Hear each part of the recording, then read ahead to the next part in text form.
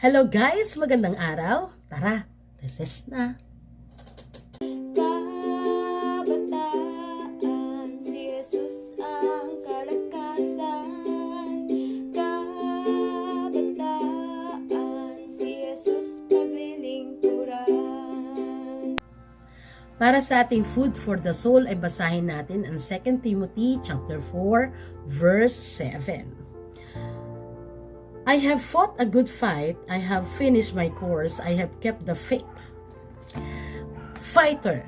Sa mundo ng sports, marami tayong maipagmamalaki na masasabi nating good fighter with much determination. Laban kung laban. Hindi sumusuko. Kahit mahirap, ay naroon ang determination to win. Hindi lamang para sa sarili, kundi maging para sa bansa. But in the arena of the great game called life, we are in a fight called the fight of faith. We are in a fight called the fight of faith. Laban ng pananampalataya. You know what, young people? The fight has been fixed by Jesus. When? Jesus fixed the fight for us by dying on the cross for our sins. Walang makakagawa ng lahat ng yun. Instead na tayo ang mahirapan, tayo ang magtiis, tayo ang magsakripisyo para sa kaligtasan. Si Jesus na ang gumawa ng daan. Si Jesus na ang lumaban para sa atin. Pero sa ating present time, hindi madali ang buhay. Hindi natin maitatanggi na hindi madali ang buhay sa ating panahon, pero mga kabataan, mas mahirap ang buhay kung wala si Jesus sa ating mga buhay. Mas mahirap ang buhay kung tayo ay hiwalay kay Kristo. Mas mahirap ang buhay kung tayo ay malayo sa ating Panginoong Jesus. Sa tunay na buhay, ang daming laban. Ang daming laban. But young people, the battle belongs to the Lord. Kaya ang ipinagkaloob niya sa atin ay pananampalataya. Ang pananampalataya na hindi maaagaw o makukuha ng iba.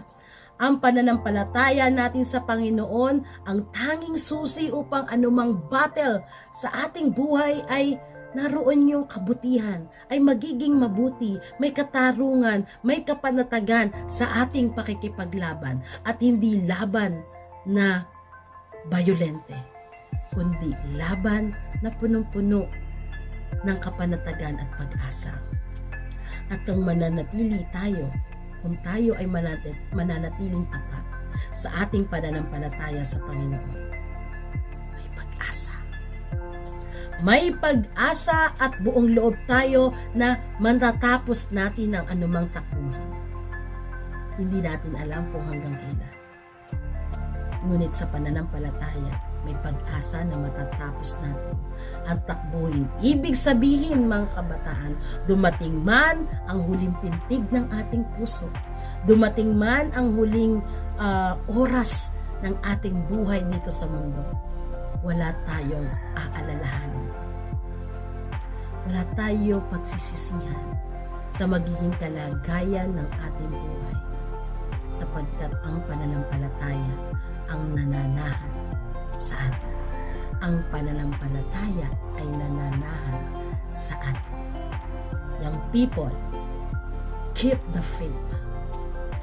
Manatili tayong tapat. Manatili tayong nananampalataya. Huwag tayong susuko sa anumang hamon ng buhay. Do not lose in life. Do not lose heart. Have a good fight, young people. Have a good fight.